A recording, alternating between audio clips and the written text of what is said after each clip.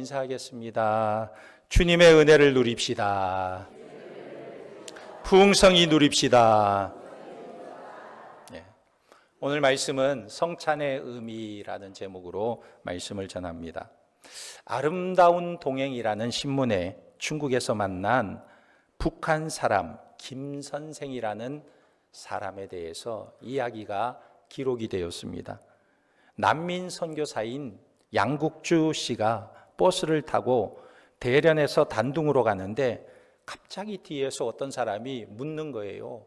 조선분이십니까? 조선분이십니까? 그래요. 탈북에서 중국에 일자리를 얻으려고 왔다가 다시 북한으로 돌아가는 김 선생이라는 사람이 말을 건 것입니다. 자기가 말이 안 통하는 중국에 있다가 한국말을 들으니까 너무 반가워서 이 사람이 남한 사람인지 북한 사람인지 알아보지도 않고 무조건 말을 건 거예요. 그때 마침 이 양국주 씨가 서울에서 가져온 신문을 읽고 있었는데 이 사람이 그 신문에 난 서울 아파트 분양 기사를 보더니 깜짝 놀라면서 눈이 희둥그레지는 거예요. 아니, 서울이 이렇게 웅장합니까? 서울에 이렇게 집이 많아요? 그러면서 하는 말이, 남조선이 이렇게 잘 사니 우리가 통일되면 함께 잘 살게 되는 겁니까? 묻는 거예요. 그런데 버스가 잠시 휴게소에 들리게 된 것입니다. 그래서 이 선교사님이 휴게소에서 내려서 콜라를 사가지고 와서 이분에게 마시라고 주니까 이분이 콜라를 봤더니 깜짝 놀라면서 이런 말을 하는 것입니다. 아니, 간장도 마십니까? 병에 까만 물이 들어있으니까 자기 생각에는 간장이라고 생각했나 봐요. 아니, 간장도 드십니까? 그래요. 그래서 콜라를 처음 봅니까? 물으니까 처음 본다는 거예요. 중국에서도 마셔보지 못했다는 거예요. 북조선에서도 본 적이 없다는 것입니다. 그리고는 바나나를 주었더니 또 이분이 놀라는 거예요. 아니, 이 늙은 오이도 먹습니까? 꼬부라진 오이, 늙은 오이라고 생각하는 거예요. 정말 얼마나 외부와 막혀있는 세계 속에서 살았던 사람인지 기가 막힌 거예요. 그런데 오늘 말씀에 보면 6월절 만찬에 나온 떡과 잔을 본 제자들의 반응은 이런 반응을 보이지 않았습니다. 왜냐하면 이 6월절 만찬의 떡과 잔은 저들에게 너무나 익숙한 것이었어요. 그래서 17절에 보면 무교절이 나오는데 이것은 누룩 없는 떡이라고 말합니다. 누룩 없는 떡을 먹는 날이라는 거예요.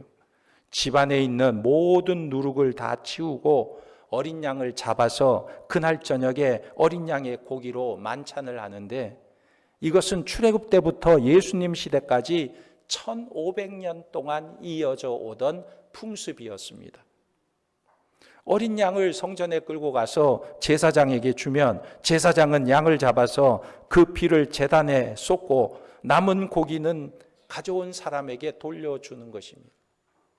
그래서 그것을 집으로 가져와서 6월절 만찬 때 구워 먹는 거예요. 그러면서 출애굽 때의 고생을 기억하면서 쓴 나물과 누룩 없는 떡, 무교병을 함께 먹고 그리고 포도주를 4번 마시면서 찬송을 부르는 것입니다. 이것이 바로 6월절 만찬의 순서예요.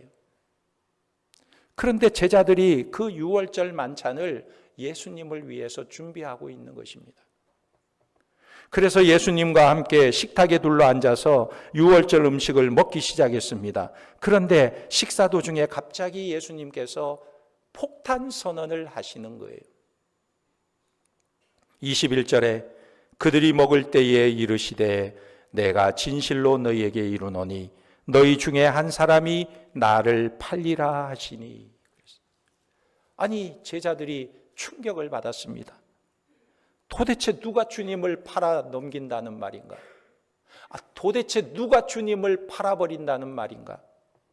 그래서 각각 주님께 묻는 거예요. 주님, 저는 아니지요? 주님, 나는 아니지요? 주님, 정말 저는 아니지요? 그러자 예수님께서 23절에 이렇게 대답하셨습니다. 나와 함께 그릇에 손을 넣는 그가 나를 팔리라. 마태복음에서는 이렇게 끝나고 있지만 다른 복음서에 보면 그리고 나서 조금 있다가 가룟 유다가 예수님과 같이 손을 넣었다 이렇게 기록하고 있어요. 여러분, 이때 예수님의 마음이 어떠했겠습니까? 3년 동안 생명을 바쳐서 사랑했던 제자로부터 배신을 당할 때 예수님의 그 마음의 고통은 어떠했을까요? 아마 인간에 대한 환멸이 느껴지지 않았을까요? 저 같으면 그 손을 넣는 그 가룟 유다의 뺨이라도 그냥 한 대 때려주고 싶은 마음이 일어나는 것입니다. 그러나 우리 예수님께서는 그렇게 하지 않으셨어요. 하나님의 말씀을 붙드셨습니다.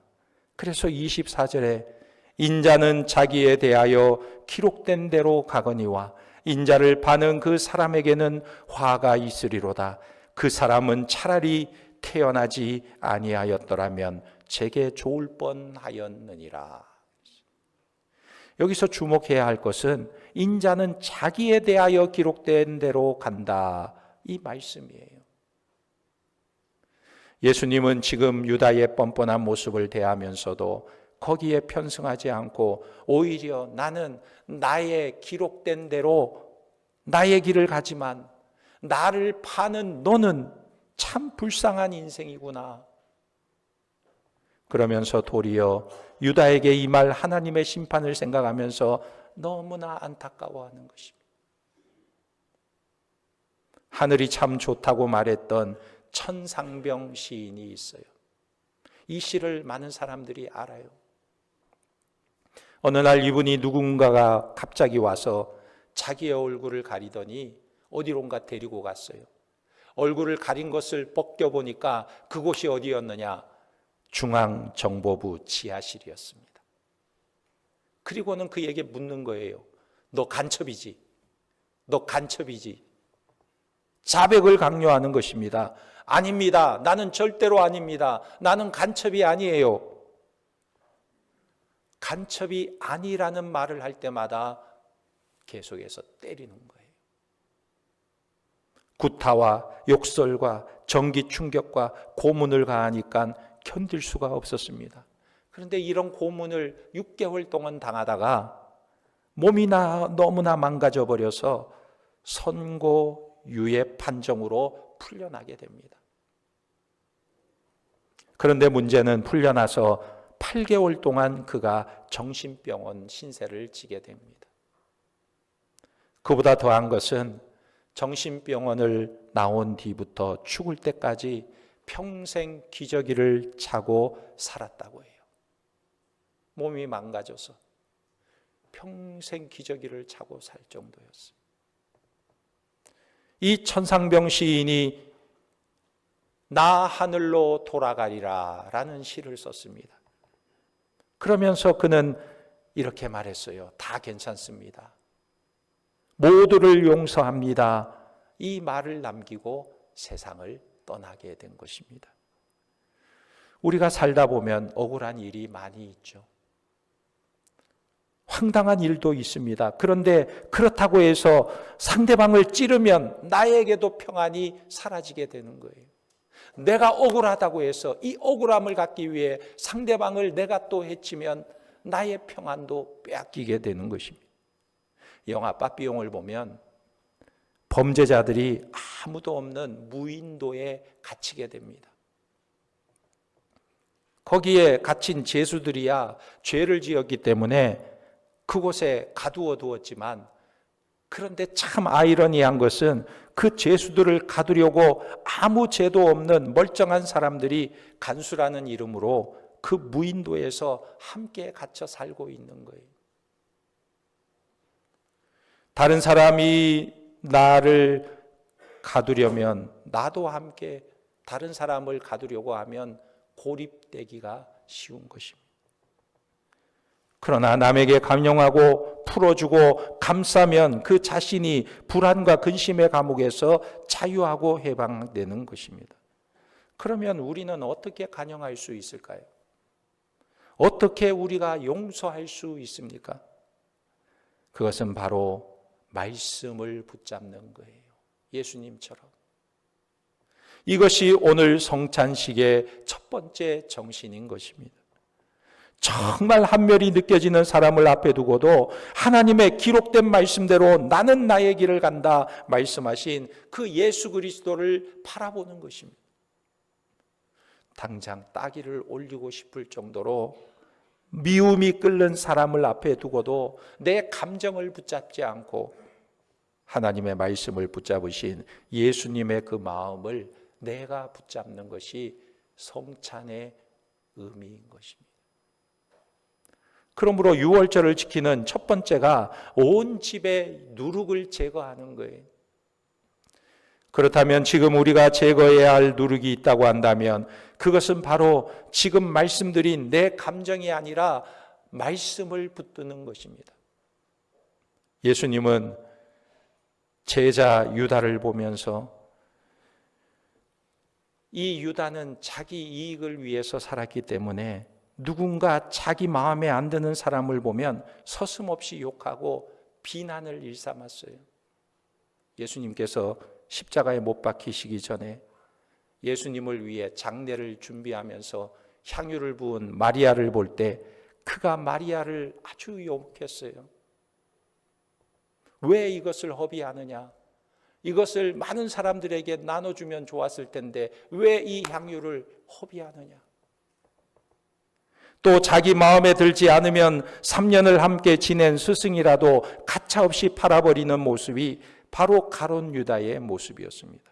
여러분, 죄라는 것이 바로 이런 거예요.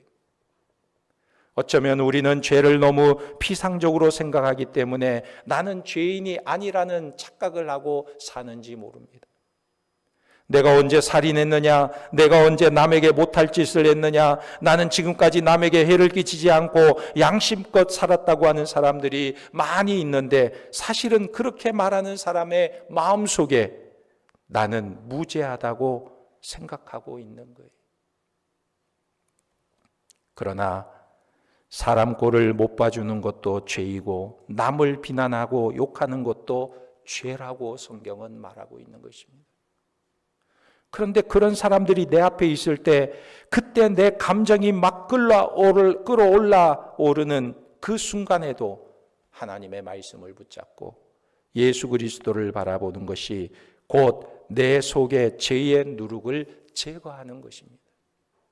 이것이 바로 무교절이에요. 무교절.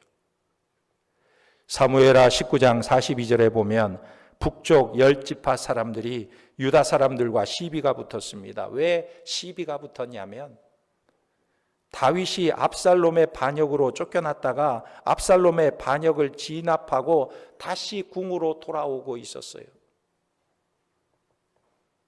그런데 유다 사람들, 남유다 사람들이 다윗 왕 앞에 앞서서 간 것입니다.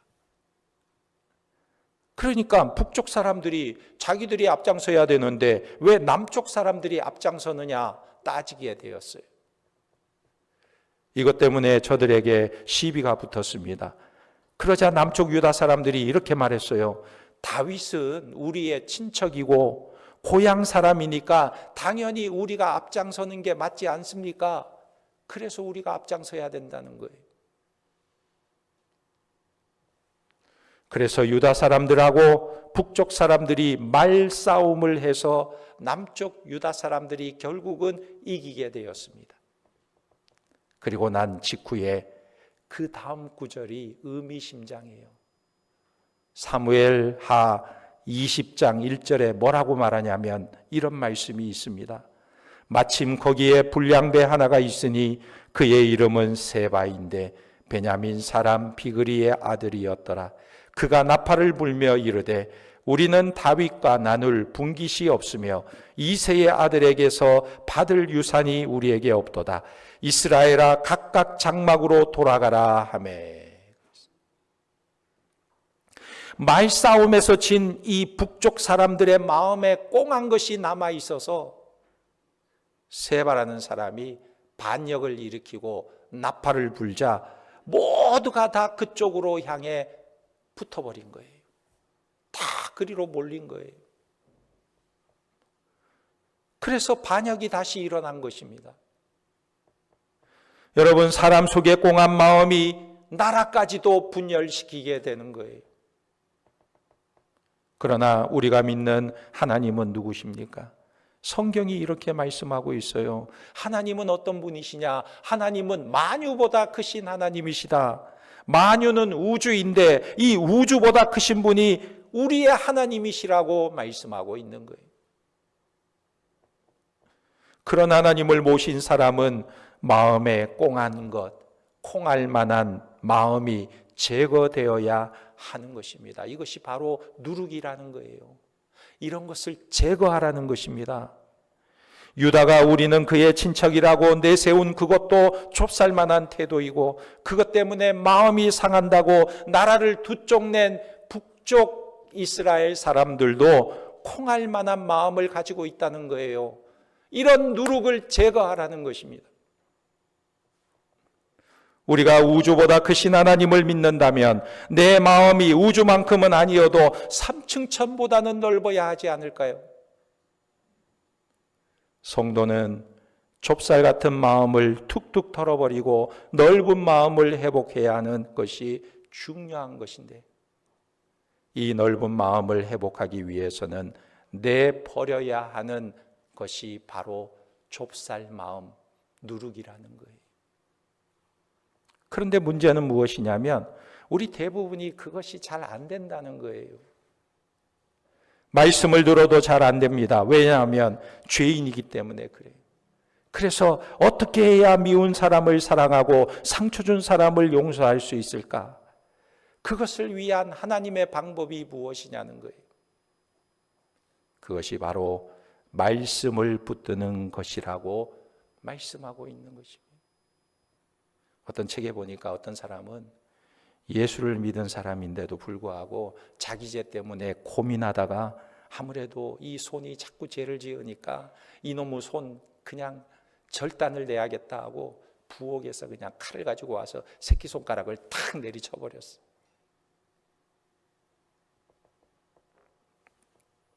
그 책을 보고 깜짝 놀랐어요. 그런다고 죄가 없어집니까? 손가락을 자른다고 죄가 사라지나요? 문제는 새끼손가락을 잘라내도 죄가 사라지지 않는 것입니다. 특히 정욕의 죄는 뿌리가 깊고, 죄악이라는 것은 우리의 몸과 마음에 깊이 들어와 있어서 나의 눈짓과 손짓과 말투 하나하나에 뿌리를 내리고 있기 때문에 인간의 노력으로는 결코 끊어낼 수가 없는 것입니다. 오직 죄악을 제거하는, 죄의 누룩을 제거하는 방법이 있다면 무엇이냐면 하나님의 아들 예수 그리스도가 십자가에 흘리신 보혈의 피로만 가능한 것입니다. 우리의 노력으로는 결코 해결되지 않는 거예요. 오직 예수 그리스도의 십자가만이 우리의 죄와 정욕을 끊을 수 있는 것입니다. 그러므로 우리의 정욕의 사슬, 죄악의 사슬에서 구원받을 수 있는 유일한 길은 바로 예수 그리스도의 보혈의 피인 줄 믿으시기 바랍니다. 그래서 갈라디아서 5장 24절에 그리스도 예수의 사람은 육체와 함께 그 정과 욕심을 십자가에 못 박았느니라 그랬어요. 오직 십자가만이 우리를 정욕의 사슬에서 구원하는 줄 믿으시기 바랍니다. 찬송가 143장에 웬 말인가 날 위하여 주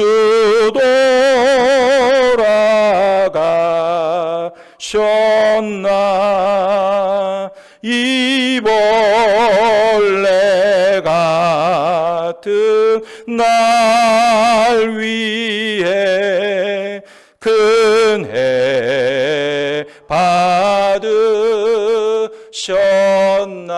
2절 다 같이. 내 지은 죄 다 지시고 못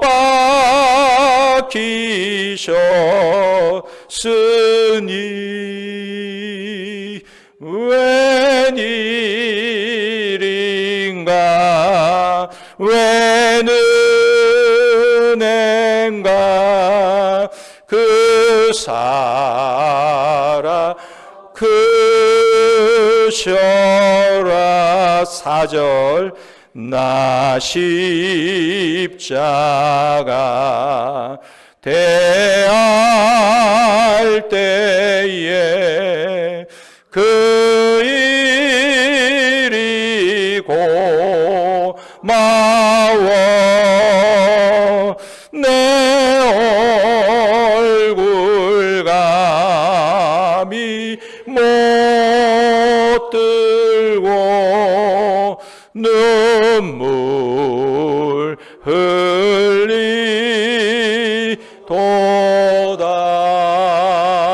흘리도다. 우리의 누룩을 어떻게 제거할 수 있을까요?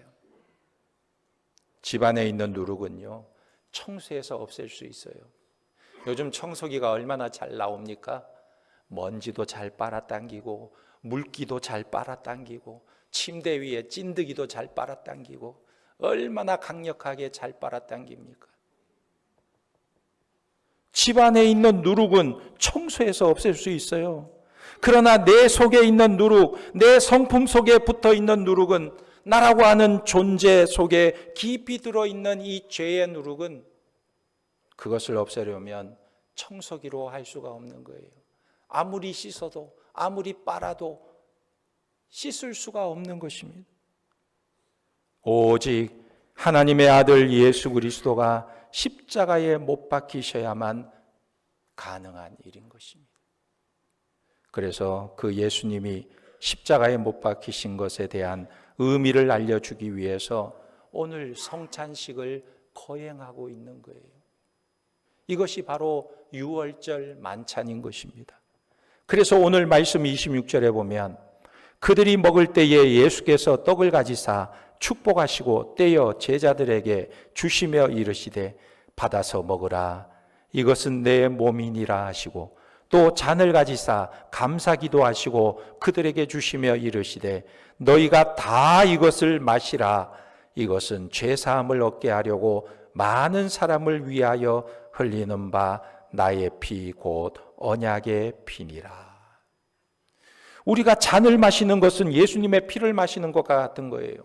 이 피 흘림이 없으면 죄사함이 없다는 구약의 언약이 십자가에서 성취되었음을 말하고 있는 것입니다.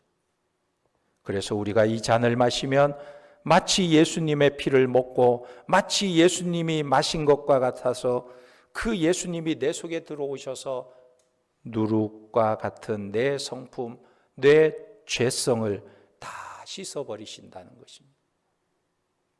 그리고 떡을 먹는다는 것은 예수님의 몸을 뜻하는 것인데 그 떡을 찢어서 어떤 이에게 준다는 것은 마치 예수님께서 십자가에 몸이 찢어져서 그 찢어진 몸을 내가 먹는 것처럼 예수님의 몸이 내 안에 들어온다는 사실인 것입니다. 그래서 피와 몸이 내 속에 들어온다는 것은 예수님과 내가 어떻게 되었다는 것입니까? 예수님과 내가 연합했다는 거예요. 하나가 되었다는 것입니다. 예수님이 거룩하신 하나님의 아들일 때 나도 죄의 누룩이 다 씻겨져 거룩한 하나님의 자녀가 되었다는 것입니다. 예수님도 하나님의 아들이고 우리도 하나님의 자녀가 되었다는 거예요.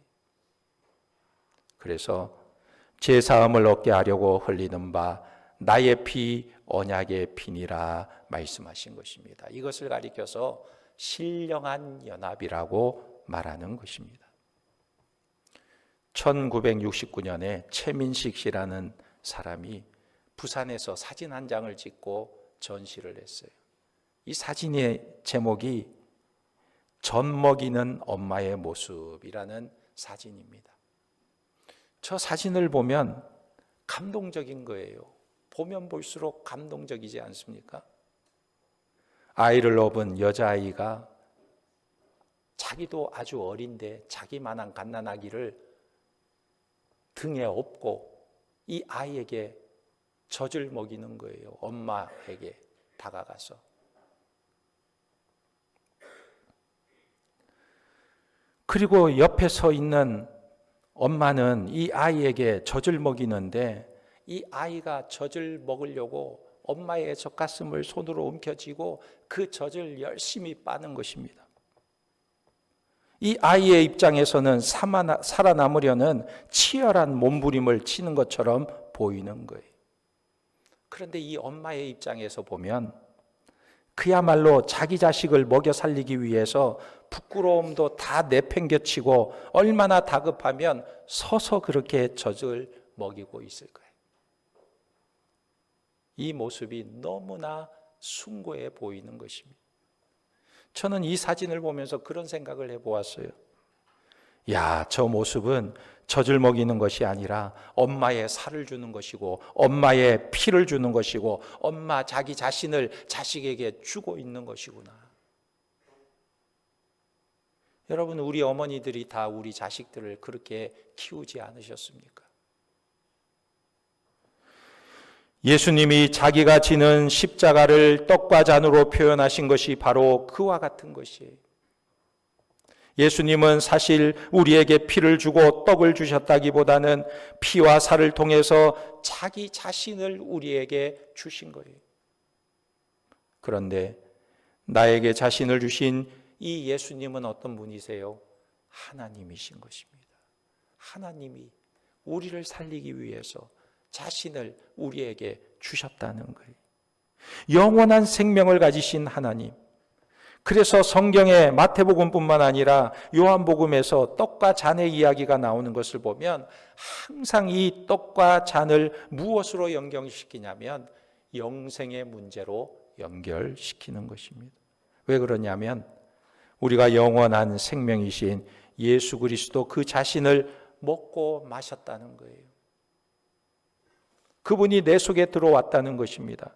그래서 요한복음 6장 47절에 진실로 진실로 너희에게 이르노니 믿는 자는 영생을 가졌나니 내가 곧 생명의 떡이니라 그랬어요.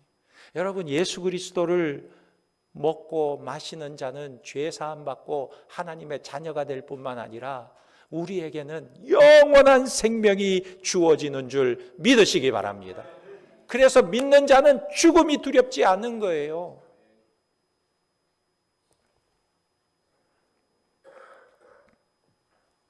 그 예수님이 영원한 생명이신 하나님이시기 때문에 그 예수 그리스도를 먹고 마시는 자마다 영생을 얻게 되는 것입니다. 그렇다면 내가 예수를 믿는다는 것은 마치 떡을 먹듯이 예수님께서 내 속에 계신다는 것을 믿는 거예요. 떡을 먹어서 그 떡이 내 뱃속에 들어가는 순간부터 떡과 나는 둘이 아니라 하나인 것처럼 예수를 믿는 순간 예수님과 내가 하나가 되었다는 것을 우리는 믿어야 하는 것입니다. 요한복음 6장 53절에 예수께서 이르시되 내가 진실로 진실로 너희에게 이르노니 인자의 살을 먹지 아니하고 인자의 피를 마시지 아니하면 너희 속에 생명이 없느니라. 내 살을 먹고 내 피를 마시는 자는 영생을 가졌고 마지막 날에 내가 그를 다시 살리리니 내 살은 참된 양식이요 내 피는 참된 음료로다.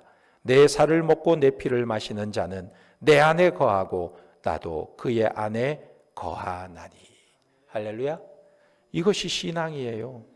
떡처럼 예수님이 내 안에 계시는 것을 믿는 거예요. 내가 떡을 먹을 때, 내가 그 피를 맞을 때 예수님이 내 안에 계신 것을 믿는 것입니다.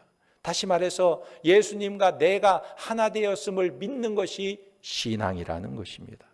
그래서 우리 성도는 예수 안에서 내 죄가 죽었고 옛사람도 죽었다는 것을 믿는 자들이에요.